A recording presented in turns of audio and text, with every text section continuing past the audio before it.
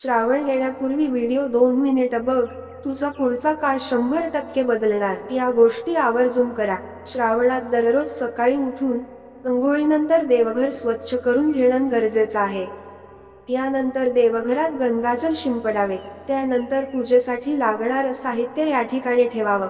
यामध्ये पाणी, दूध, साखर, तूप, दही, मध, चंदन, फुलं, मिठाई, नैवेद्य आणि बेलाच्या पानाचा समावेश असावा.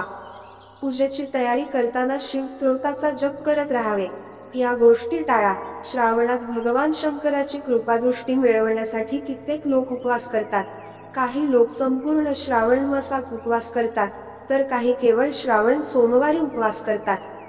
या काळामध्ये उपवास करताना तुम्हाला काही गोष्टी लक्षात घेणं गरजेचं आहे.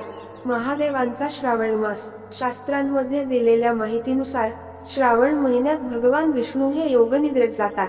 विष्णू योगनिद्रेत असल्यामुळे भगवान शिव हे विष चालवण्याची जबाबदारी स्वीकारतात. म्हणूनच श्रावण हा महादेवांचा महिना म्हणून ओळखला जातो. श्रावण महिन्यात उपवास करणाऱ्या व्यक्तीने या संपूर्ण काळात कांदा आणि लसूण खाऊ नये. श्रावण महिन्यात मांस, मासे आणि अंडी असे पदार्थ खाऊ नयेत. तसेच श्रावण महिन्यात मद्यपान संपूर्णपणे टाळावे. भगवान शंकराची पूजा करताना हळद आणि तुळशी या गोष्टींचा वापर टाळावा. श्रावणात तुम्ही सकाळी पकडलेला उपवास सायंकाळी सोडू शकता. श्रावण सोमवार. यंदाचा श्रावण मास हा विशेष आहे. अधिक मासामुळे श्रावण 2 महिन्यांचा असणार आहे.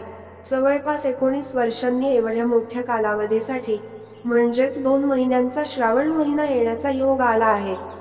हिंदू संस्कृतीमध्ये श्रावण महिन्याला अनन्यसाधारण महत्त्व आहे.